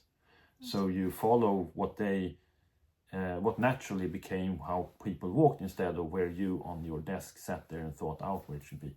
And I see that as something which is similar to what I find so valuable in playtesting, and that is also going back to pragmatism and flexibility, to be open for the uncut diamonds that you can find from people's mistakes, because what they mistakenly do is more natural than what you intended them to do, probably. So then your game will be more smooth and more, maybe interesting for them if you watch for those. And that you can see that also in published games. And that's valuable learning lessons for me. And I see them much easier if I am an observer than if I am a player. And if I teach it or not, that's really I'm maybe that comes third then, because I'm not, enjoying teaching it so much as I would teach it and then not watch or play it. If I teach it, I also want to either observe it or play it. Okay, thank you. Who is your favorite board game designer? Um, well, can I say Yannick? If you want to, Because I think, but that but might be considered no, nepotism. it's So not try. okay. Nepotism, yes. Yeah, And so- I'm just so impressed with how she made one game, and it's an amazing co-op. But no, my favorite board game designer would probably be. Yeah, that's a good question. I have a bunch of favorite games, and it's a bit like with music. I don't have like a favorite artist. I have favorite songs, and they are from different artists. Okay, favorite well, how about games, you but- name us your top 3 games then? My top 3 games, I would say Go, which no one has designed really. It's from the old Chinese game Go. I would say probably Galaxy Trucker, because that's a game that has been phenomenal at having the ability to be enjoyed by newbies and hardcore gamers at the same time, and also has virtually no downtime, and it's pretty complex, especially if you use most of the additions that they designed throughout the years. There's no downtime because it's a real-time game, right? No, it's one part of it is a real time, but then you do the missions. And then when you do the missions, you draw the mission, then everybody acts upon that. And then you draw the mission, and everybody acts upon that. So, and then when you build the ship, it's a real time game. No, so everybody's like involved all the time. That's good. But you need to have a bunch of the expansion, otherwise it's a bit bland. Okay. And then the third game, I know one game which I would say, just because I think it's nice how they have incorporated various mechanics to the theme, and how I was impressed by how it tells almost a documentary story in how different mechanics were done. And that has affected me somewhat. I wouldn't say it's my favorite game, this is the best game ever designed, but for those reasons I said, I would say Twilight Struggle, which is a game about the Cold War. Wow. Okay, there we go. Go, Galaxy Trucker, and Twilight Struggle. Yeah, that's at least 3 good candidates. Nice. Okay. As a publisher, do you try to anticipate which themes will be popular? Yeah, well, to some degree, but we don't really play in that area with the games we do. But we have that discussion. We have discussions about, how is this going to be received by. But then many entities, you have the general audience, our core players. We are blessed with a lot of dedicated fans who really likes our games and continues to buying them, and we want to cater towards those, of course. And also, will this compete with another title in our own catalog? Will it compete? So there's so many things, but sure, what will be popular in those various aspects, but we don't really, follow this. Oh, now Viking games is a thing this year. Next year it will be, I don't know, legacy games, and next year it will be games with an app connected to it. Or whatnot, or games with round boards. So our games also have a long tail, so they usually not sell out in one sitting. They have a couple of years of maybe reprints and so trends are shorter than our games' tails. We have a little following, or we have something called Friends of Ion, which is something you can apply to and be part of from our webpage. And then to those, we sometimes ask, all right, now we have those, here's 9 game ideas. Please vote and motivate why. And then we hear which one they think would be the one we should aim for. So it's not the general public, but we go to a dedicated group of fans. And then we really listen to what they say, obviously. But Oh, nice. Yeah. Cool.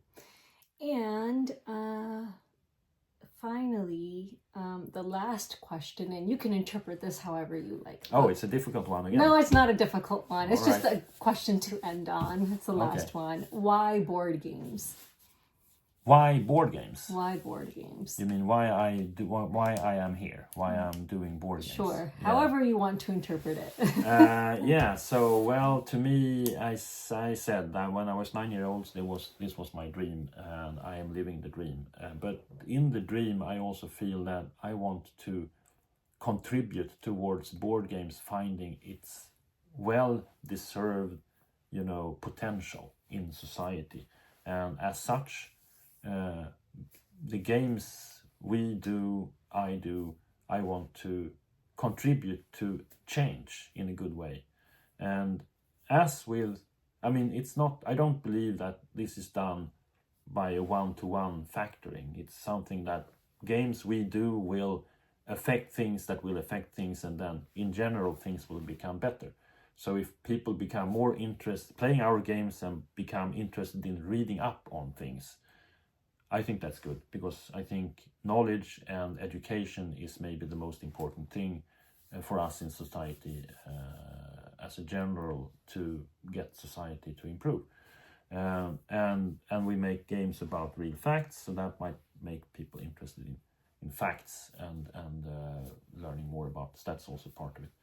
But there is other ambitions there, and we have many ideas on what to do, but that's a general feeling that I want to make a change. And I think for me, board games has a, I wouldn't say unique, but almost very, very, very good potential. I don't know which is the best word for it, but they're very good at bridging. So they can bridge so many things that needs to be bridged, not least today, such as cultures. You can play with someone from a different culture, and when you go into this magic circle of playing a game, all these things disappear. I remember an artist who showed me a board game she made, and this board game had been used in Iraq after the war, when during when they were in the noughties, when they were trying to rebuild the country, and then I guess I don't remember when, but I was thereabouts, and then this game by an artist, so it was not much of a board game inside, but it was a board game, but it wasn't what you were used to. It was kind of more of a discussion aid, but just because of it being framed as a game, all of a sudden people from different factions, different religious areas, the people who had grudge against each other, people from those who the militaries who were there to supervise stuff, they couldn't talk. But now we have a game, okay, now you're supposed to pretend to be this and pretend to be that. All of a sudden the discussion was no problem, because you were doing it within the game. So the game bridged all these other things which had to do with power, culture, and whatnot. And it also bridged age. So kids that play a lot of games, they could not as easily as with board games, at least, get their grandparents on board with playing, I don't know, Overwatch. But if they play a board game, it's much easier to have everybody join in. So it becomes a whole family affair. Another thing people talk about a lot today is the loneliness epidemic. And I have heard several accounts about board games being the actual bridge for them out of loneliness epidemic, and to find places where you can come, be whoever you are, be any board game industry. The players, it's a mixed bunch of people. I would really, which I love, and I'm proud of the value statement we have on our webpage. It's there for anybody to read, and I love that board games can bring so many different people together, and that's also part of this bridging of cultures, income, age, and all those things.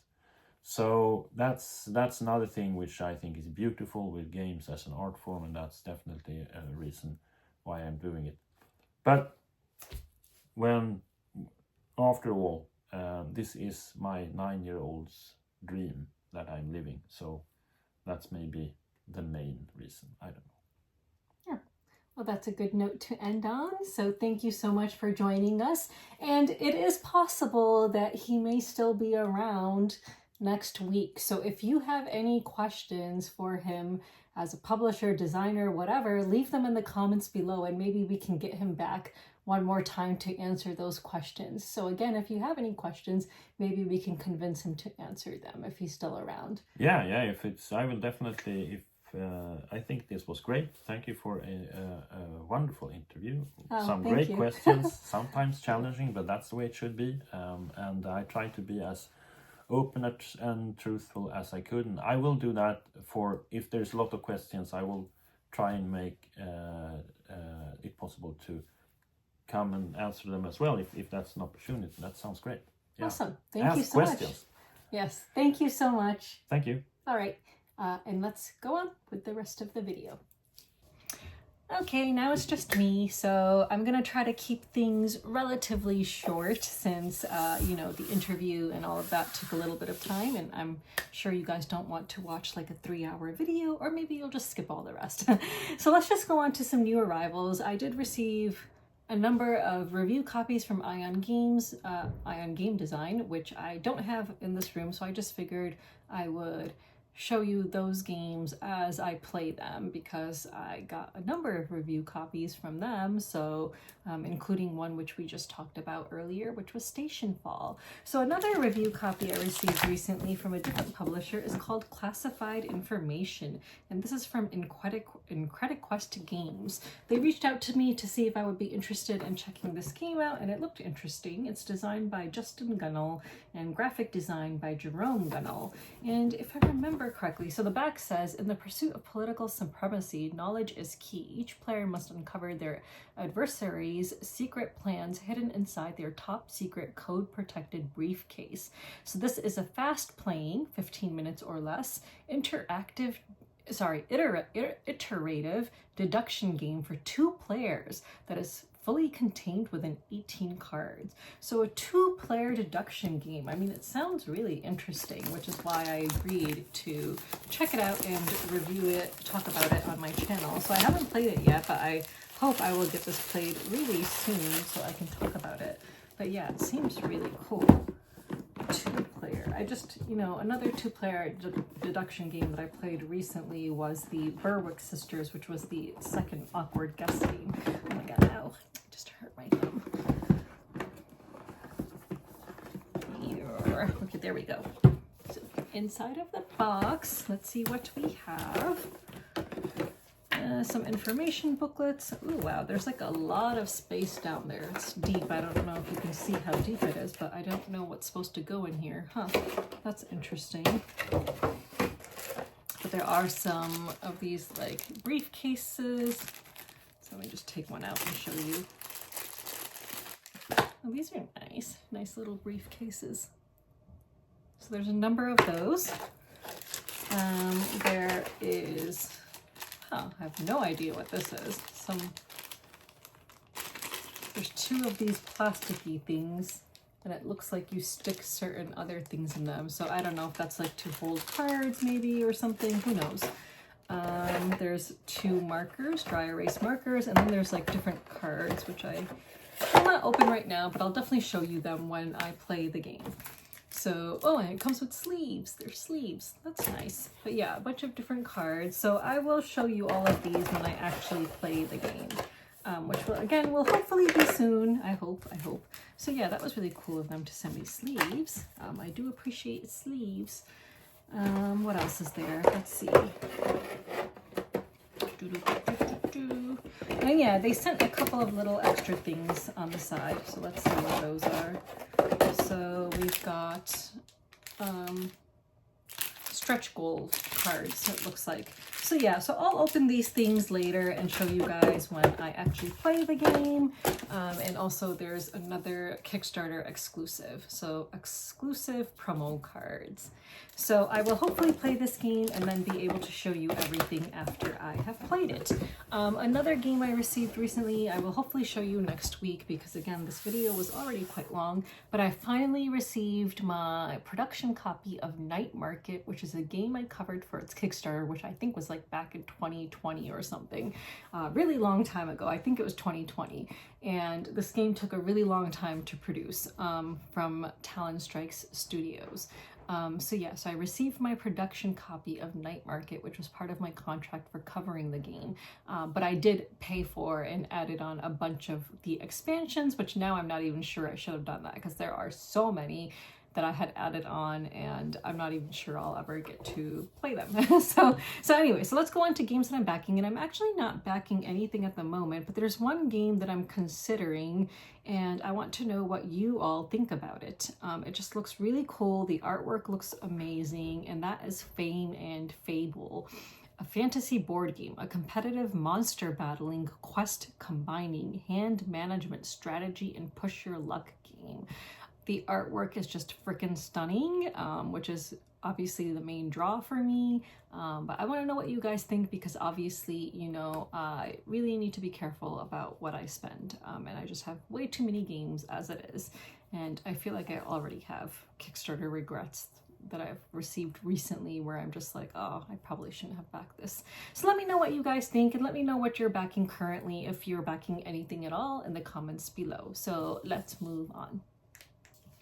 So I don't know if I discussed this in the last video, so I guess I will briefly mention that I know for a fact I will not be at UKGE this coming year, just because of the way some family vacations have panned out.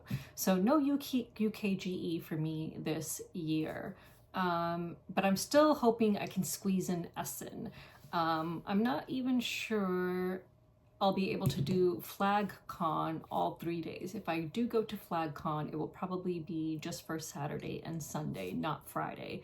Just because I'm trying to save up my vacation days for a family trip to Iraq, which we were planning on doing this month actually. But then just given the state of everything in the world, we decided not to go, but now we're hopefully planning that trip for December. So, you know, hopefully if things stay okay, not that things are okay in the Middle East, but we'll see. We'll see if we can manage that Iraq trip for December. And if we do go to Iraq, I need 2 weeks for that, which is why sadly, I will not be going to London like I do every year and UKGE, which I will be sad about because, you know, I lived in London for 3 years and I just really love visiting all my favorite spots and just, you know, spending a week in London every year, but that may not happen this year. So we'll see. I'll keep you guys posted. I don't think I have any like channel updates other than that. So let's move on. So let's do our fiction book club. I feel like we've been reading this for a really long time now. So for this week, we were supposed to read chapters 15 and 16. We were actually supposed to read it for last time, but then life just really got in the way and I didn't get a chance to read it. So I finally read chapters 15 and 16. And so it was nice to see that, oh God, I don't remember his name. Let me see if I can get his name correct. Grenick? Oh God, what was his name? Sorry, I'm terrible with names. Gurenick. God, what is that guy's name? The one who we thought, Gwennick. So it was nice to see Gwennick actually, you know, redeem himself. So I was happy about that. So that made me happy.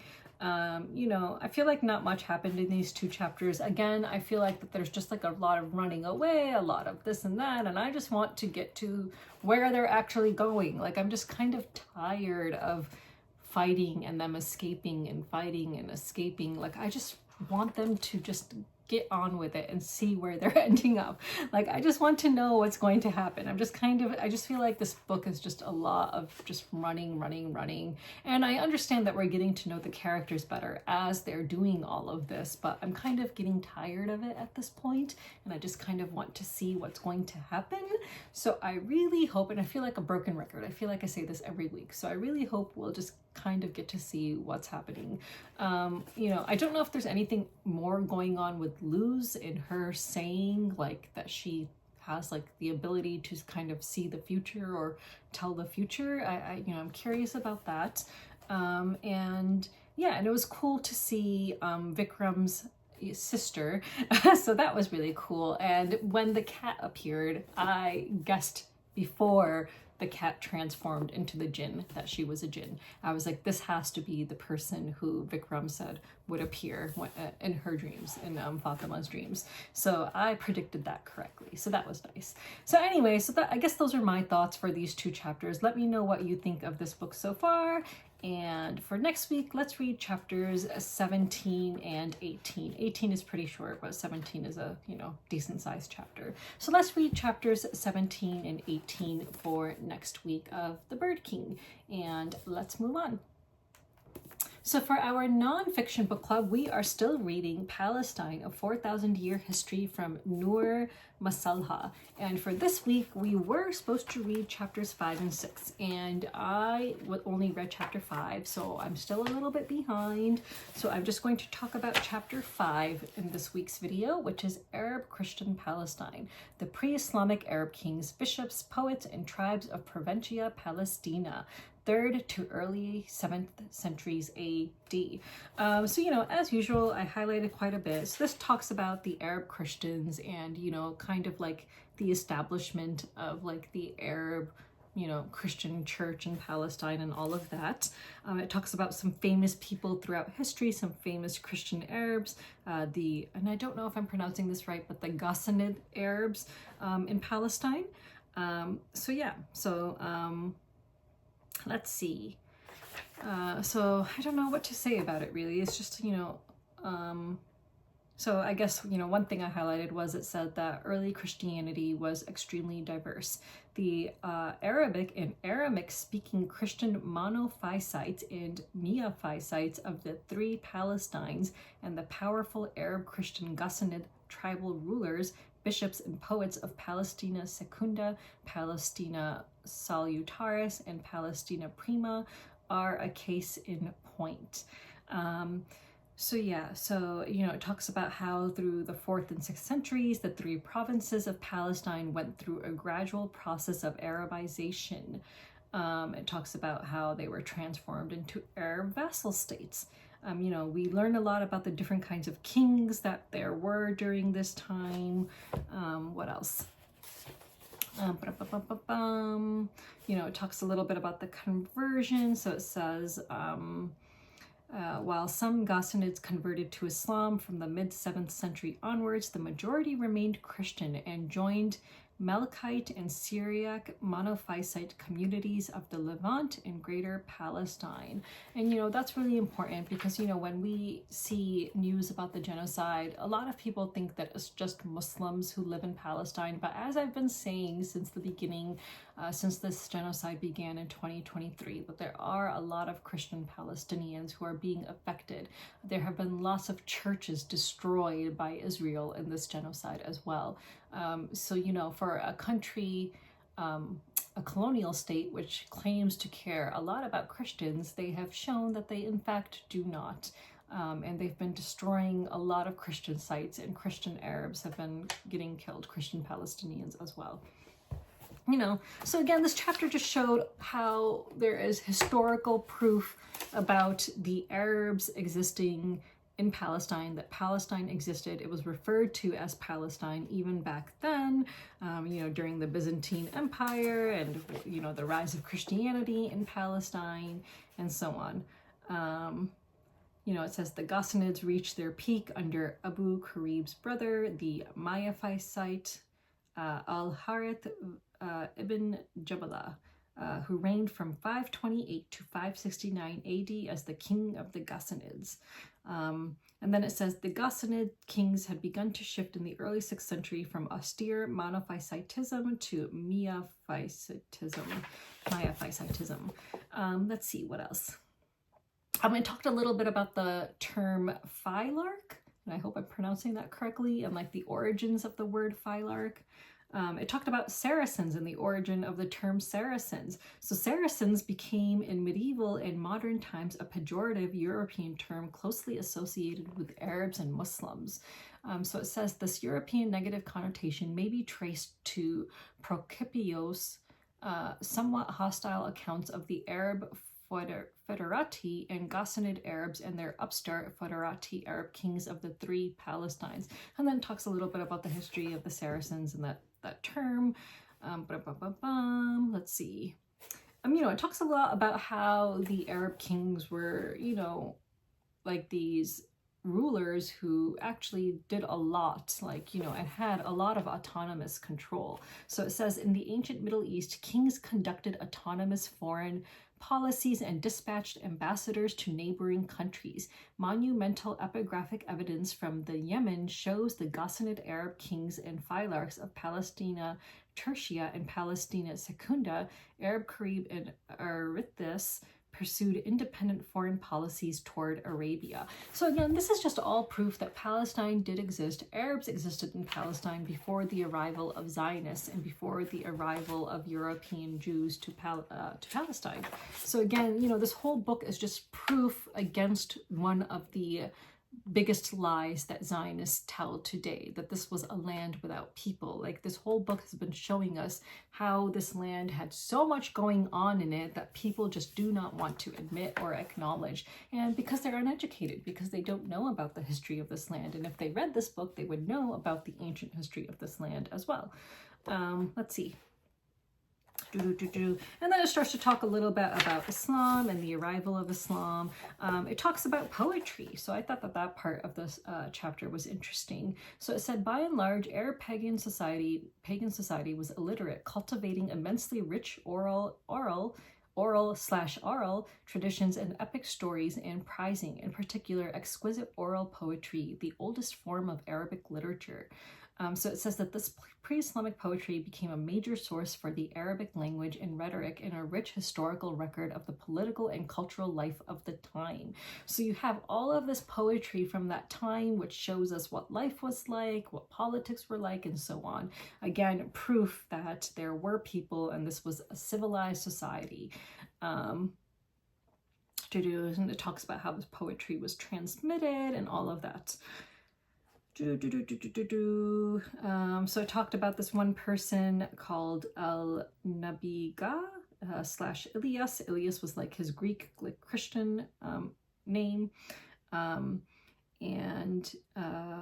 it says he was one of the 6 eminent pre-Islamic poets whose poems were collected before the middle of the 2nd century of Islam and have been regarded as the standard of Arabic poetry. And he was a contemporary of Prophet Muhammad, who in Islam is considered to be the last prophet. And Prophet Muhammad lived from 570 to 632 AD. So I think it's just really cool. I've always wished to have a history book that shows you the history of the world based on the years and not locations. So for example, what's happening in the year 570 in Europe, in the Middle East, in Africa, in South America, and North America. Like, I would love a history book that encompasses every location for each year in history, just to kind of give you an idea of what things are happening at the same time around the world.